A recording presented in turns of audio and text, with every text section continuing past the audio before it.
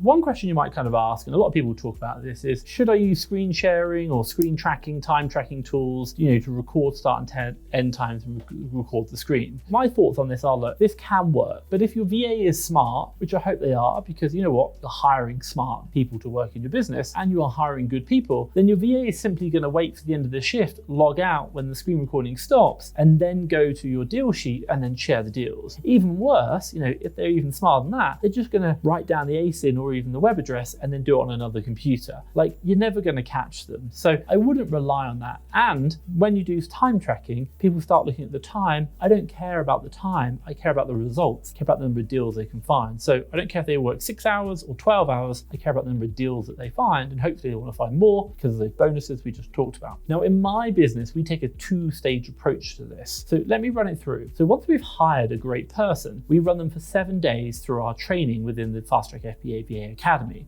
Now, this is lots of over-the-shoulder training, one-to-one training, but also practice time. Now, throughout the whole of these 7 days, we do track. And we use a bit of software called TerraMind. Now, I'm going to just put out there, this is probably one of the most invasive tracking software I've ever seen in the history of my life. To give you an idea, it will not only screen record, it will do mouse activity, but it will also scan your emails, it will see what you're doing. If you're loading up any files with the name CV or curriculum vitae in them, we're going to get alerted to it. It does a lot of things which are very interesting, which allow us just to see what's going on. We are looking at a range of variables, and I mentioned them before: activity, mouse movement, web page general user activity, and then also like those kind of negative things, i.e. like looking at CVs, continuing to apply for jobs, for example, or not working the expected time that we expect them to be during practicing. So we're looking for positives, i.e. action, but also negatives as well. Now, what we do is we review the whole of this. We look for all these areas before we sign off the VA from training. And if we're not happy with the VA, then they are going to fail. Now, we head on to the second part, which is after training. Now, after training, we will stop the monitoring. We prefer to allow the VA to get on with the work, working the hours required that they think are necessary, instead focusing on the results, number of deals that we're going to buy. Now, if we see issues such as lack of deals, or should we say maybe some issues around the first few weeks, then we might jump on for a week more tracking, but never really more than that. Normally it's about supporting, training issues. It's not really a problem, it's just that maybe they're not something clicking. So that's when we'll do time tracking.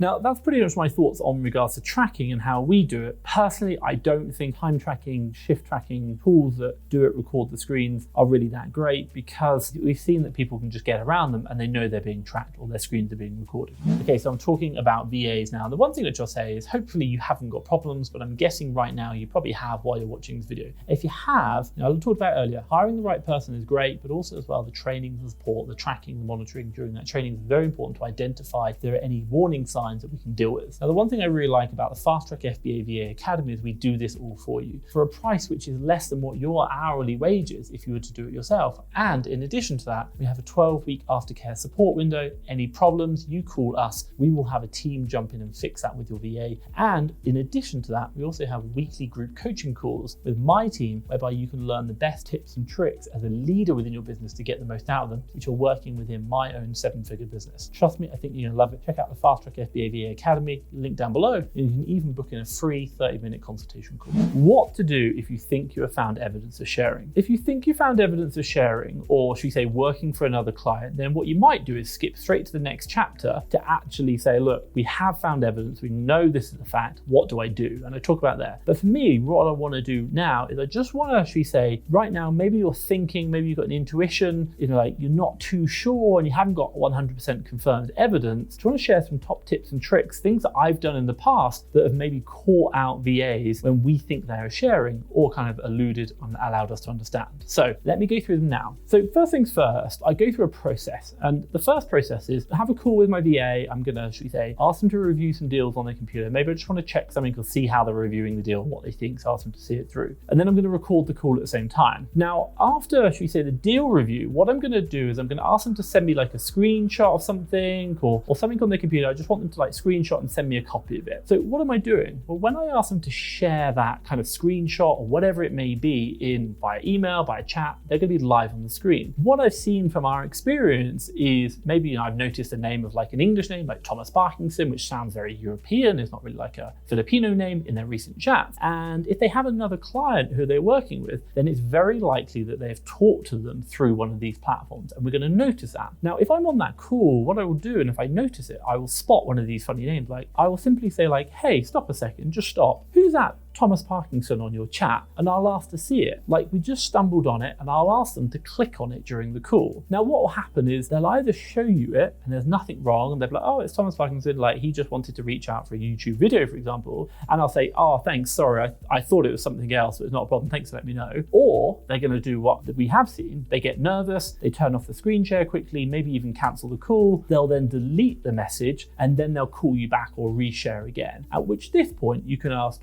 hey, why did you delete the call? Which they'll probably say, I didn't, you're just reviewing things. And obviously you can review the recording and to say, hey, that was there before you cancelled the call. When we came back on, I can see it's not. Now, whether you have evidence of sharing or simply they're deleting messages or not can be seen as they're not cooperating with you. But remember, you need to have evidence through your recorded call, or should we say messages that they've been sent, i.e. there was a message before and the message is now gone, i.e. they're trying to hide evidence. And again, that leads me to believe that they're not being cooperative, the potential reasons to be cause for concern, and obviously when we're remote work, one of the foundations of us is trust. And if they're deleting messages, then that's ruining my trust in their ability to do the job and work for my company. Now that leads me nicely onto the next chapter, which is how to deal with proof of sharing. So by this time, you've either got proof of sharing, i.e. evidence of them actually sharing deals, i.e. you've jumped onto a screen share and you've seen like they're working for another client because they've shared deals yesterday with someone else, or they're working for another client, which is against the contract, remember, or they're deleting messages which were there and then afterwards they're not. This is something which obviously is a cause for concern, and we've now got evidence. Now, before I go any further, what I really want to express is that you should have a clear policy for disciplinaries. You should be following that policy to ensure a safe, fair, and best practice in employment. Now, this is something we provide with all VAs hired through the Fast Track FBA VA Academy. We have a weekly support call where you can speak directly with my HR manager to ensure you are following the best practice. But what I also understand is that not everyone has access to this service, and so I will try my best now to create a simple structure to support you as Amazon sellers in this process going forward. But I will just say that this isn't perfect, but it will probably do for a one-man person. But in an ideal world, you'd want to have a very clear structure that you followed, and obviously follow the guidance of a HR professional to ensure good employment practices. So let's just recap. So right now, you should have some proof of sharing or evidence of deleting messages, which goes against your contract. And deleting messages is your ability to trust them, and it goes against your contract. And so this is potentially grounds for termination of their employment. So with them deleting messages, I'll come back to it again, it can be seen as them being uncooperative, and obviously your ability to trust them, and is failed to follow instructions. So again, grounds for termination. But before we go into any termination, we need to follow a good process. Why? Because we need to ensure that the VA has a chance to explain what's happened. My God, we might have got it wrong. And also, if we have other VAs within our team, then we want to show them that the company that they're working for has a fair process. The boss just doesn't fire people having a bad day, but this is also bad for motivation, by the way, but we have a fair process and they shouldn't be worried. So what I'd really recommend for you as a business leader is arrange a meeting the next day with your VA at a set time and explain to them prior to that meeting the evidence, i.e. tell them what evidence you're going to talk about in that meeting before. They should be very well aware of it. Also let them know that a possible outcome of this meeting is that they could lose their job. Now we need to be honest here and let them know the seriousness or the gravity of the problems or the nature of the issues that they currently face. So when they come into it, it's not unexpected if we do have to dismiss them, but we do want to have a meeting to discuss it. Now, an example of this might be like, I want to have a meeting with you tomorrow at 5 p.m. to discuss insert problem here. And one of the possible outcomes of this meeting is that you could lose your job, but this will be taken once we've heard all the evidence. For you, from your side, you're going to have this meeting at the agreed time the next following day. Now, step one, I'd really recommend record this meeting. Use Skype, it's free, it's great, or like Zoom, for example. Step 2, explain that today you're going to review obviously some evidence, and a possible outcome of this meeting is that they could lose their job, so you expect their full and 100% cooperation with you. Step 3, I would then show them the evidence and explain the evidence to them. And then step 4, give them a chance to explain what their side is. Give them a chance to talk. And at this time, you should be taking notes, listening to what they've got to say, and asking open-ended questions to really solicit. One thing we understand about, especially working with VAs abroad in the Philippines, is that they might say yes sir, no sir, and actually we need to ask open questions, so they can't answer it yes or no. You just want to really learn about what's the situation. Why did you delete that message? What was the message? Who is that person? Why did you turn the call off, for example? We really want to understand why. Then step 5 is to clarify any points or areas that you don't fully understand. So as we ask some questions, we just want to go back and re-clarify everything. So you've been talking to Thomas Parkinson for 3 months now. You met him through Facebook, and you say you haven't done any